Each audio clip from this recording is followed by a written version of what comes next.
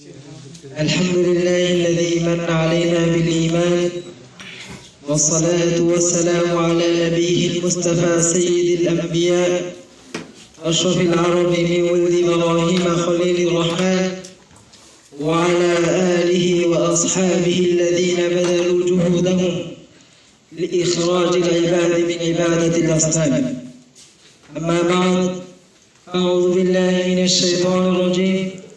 بسم الله الرحمن الرحيم. يا أيها الذين آمنوا بالله ورسوله. وقال صاحب القرآن صلى الله عليه وسلم: قل آمنت بالله ثم استقم। গতকাল এই মুহূর্তে অনুষ্ঠানের সম্মানিত বিচারক মণ্ডলী এবং আগত জ্ঞান পিপাসু ভাইরা এবং এই মুহূর্তে অনুষ্ঠানের পরিচালনা কমিটি, সর্বপ্রথম আমি আপনাদেরকে আমার অন্তঃস্থল থেকে শুভেচ্ছা ও অভিনন্দন জানাই। এই পরিচালনা কমিটির পক্ষ থেকে আমাকে বিষয় নির্ধারণ করে দেওয়া হয়েছে ঈমান নিয়ে কিছু কথা বলা। ঈমান এটা একটা শব্দ। ঈমান এর অর্থ হচ্ছে বিশ্বাস স্থাপন করা, অর্থাৎ রাসূল আল্লাহ পাক এবং রাসূল আকরাম সাল্লাল্লাহু আলাইহি ওয়াসাল্লামের উপর পূর্ণ আস্থা রাখা এবং আল্লাহ পাক রাসূল আকরাম সাল্লাল্লাহু আলাইহি ওয়াসাল্লামের মাধ্যমে যা কিছু অবতীর্ণ করেছেন, যে হুকুম আহকাম নাযিল করেছে, সবকিছু বিশ্বাস স্থাপন করে পুঙ্খানুপুঙ্খান আদায় করা, এটা নাম হচ্ছে ঈমান। বন্ধুরা, ঈমান এটা একটা অমূল্য ধন। আল্লাহ পাক রব্বুল ইজ্জত মানব জাতিকে যে সব নিয়ামত দ্বারা সম্মানিত করেছে, সবচেয়ে গুরুত্বপূর্ণ এবং অমূল্য ধন হচ্ছে ঈমান। আল্লাহ পাক এই ঈমান প্রচার আর প্রসার করার জন্য যুগে যুগে নির্বাচিত নবী রাসূলগণ পাঠিয়েছেন। নবী রাসূলগণ তাদের প্রচেষ্টা, অক্লান্ত পরিশ্রম এবং অনেক চেষ্টা কষ্টের মাধ্যমে মানুষের ঘরে ঘরে এই ঈমানের দাওয়াত পৌঁছিয়েছিলেন। এই ঈমান এটা হচ্ছে সব আমলের পূর্ব শর্ত। আপনি নামাজ পড়েন কিন্তু আপনার ঈমান নাই, হবে না, গ্রহণযোগ্যতা নাই। সমস্ত আমলের গ্রহণযোগ্যতা হবে যদি আপনার ঈমান থাকে। ভাইরা, ঈমান এটা একটা ভান্ডার, এটা একটা খনি। এই ঈমানের মধ্যে রয়েছে নামাজ, ঈমানের মধ্যে রয়েছে রোজা, ঈমানের মধ্যে রয়েছে যাকাত, এমনকি ঈমানের মধ্যে রয়েছে জিহাদ। আপনি নামাজ পড়ে, আপনার ঈমান আপনাকে শিক্ষা দেবে তুমি নামাজ পড়ো। আপনার ঈমান আপনাকে শিক্ষা দেবে তুমি রোজা রাখো। আপনার ঈমান আপনাকে বলবে তুমি যাকাত দাও। তেমনি ভাবে সময়ে সময়ে আপনার ঈমান আপনাকে বলবে তুমি জিহাদ করো।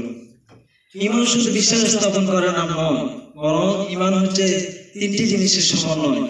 এক, তাসদীক বিল জানান, অন্তরে বিশ্বাস স্থাপন করতে হবে। দুই, ইকরার বিল লিসান, জবান দ্বারা স্বীকার করতে হবে আমি একজন মুসলমান, আমি মুমিন, আমি কোনো অমুসলিম নয়, আমি মুমিন, এটা জবান দ্বারা স্বীকার করতে হবে। তিন, আমল বিল আরকান, অঙ্গ প্রত্যঙ্গ দ্বারা আমাল সালিহা করতে হবে। আমাল সালিহা ব্যতীত শুধুমাত্র আমি ঈমান এনেছি, কোনো আমল নাই, এটা কোনো গ্রহণযোগ্যতা নাই। আপনার পরকাল আপনার সাথে হবে শুধুমাত্র আমল, বাকি সবগুলো কবর পর্যন্ত যাবে। কবরের পর আপনাকে একাই পাঠাবে, কিন্তু একটা জিনিস আমল, এটা আপনাকে কখনো ছাড়বে না, আপনার সাথেই থেকে যাবে। নবী আকরাম সাল্লাল্লাহু আলাইহি ওয়াসাল্লাম হাদিসের মধ্যে বলেন, তাদউল মাইয়িত সালাস ফায়ারজু ইসনান ওয়া ইয়াবকা আহাদ, ইয়ারজু আহলুহু ওয়া মালুহু ওয়া ইয়াবকা আমালুহু, কামা ক্বালা আলাইহিস সালাতু ওয়াস সালাম। আমল শুধুমাত্র অবশিষ্ট থাকবে বান্দা, মৃত্যুর পর শুধু আমলই থাকবে তোমার সাথে। আল্লাহ পাক আরো বলেন, ইয়া আইয়ুহাল্লাযীনা আমানু আমিনু, হে ঈমানদারগণ তোমরা ঈমান আনো। বন্ধুরা, মুমিনরা ঈমান আনবে, এটার অর্থ কি হবে? সেই তো ঈমান আনার পর মুমিন হয়েছে, আবার ঈমান আনবে। মুফাসসিরিনে কেরাম বলেন, এর অনেক তাফসীর। বিশুদ্ধ তাফসীর হচ্ছে তুমি ঈমানকে মজবুত করো, ঈমানকে সুদৃঢ় করো, ঈমানকে অবিচল করো, ঈমানকে পাহাড়ের মতো অটল করো। রাসূল আকরাম সাল্লাল্লাহু আলাইহি ওয়াসাল্লাম বলেন, কুল আমানতু বিল্লাহ সুম্মা ইসতাকিম, ঈমান এনেছো, অটল থাকো। ইমানের উপর ইমানকে মজবুত করো, অর্থাৎ সব সময় আমাল সালেহ করতে থাকো। মাসিয়ত মন্দ কাজ তুমি করতে পারবে না, মাসিয়ত পরিত্যাগ করো। এবং যত বাধা বিপদ আসুক না কেন তোমাকে মাথা পেতে নিতে হবে, তোমাকে ধৈর্য ধারণ করতে হবে, তোমাকে অটল আর অবিচল থাকতে হবে। কোন পরাশক্তির কাছে, কোন তাগুতের সাথে তুমি মাথা নত করতে পারবে না। এই তোমার ইমানকে মজবুত করতে হবে।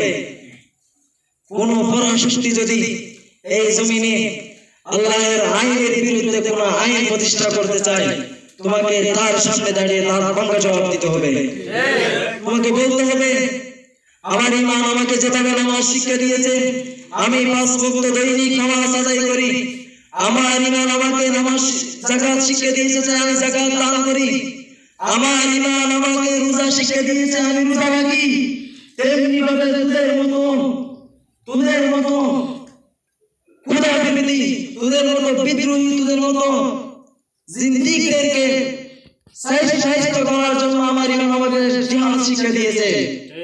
রাসূল সাল্লাল্লাহু আলাইহি ওয়াসাল্লাম বলেছেন, জিহাদ মাযিন ইলা ইয়াউমিল কিয়ামাহ। আমি ঈমান এনেছি, আমি শরীয়তের প্রত্যেকটা আহকাম মানব। আমাকে আমার দ্বীন যেভাবে জিহাদ শিক্ষা দিয়েছে, আমি জিহাদ করব, আমি কিতাল করব। যদি প্রয়োজন হয় আমি সুতার টুপি নামিয়ে লোহার টুপি পরিধান করব। তারপরও জমিনের মধ্যে মুমিন হিসেবে ঈমান এনেছি, চাই আল্লাহর জমিনে আল্লাহর আইনের বিরুদ্ধে কোন আইন বাস্তবায়ন করতে দিব না। বন্ধুরা, ইমান কিভাবে মজবুত করব, কিরকম মজবুত করব?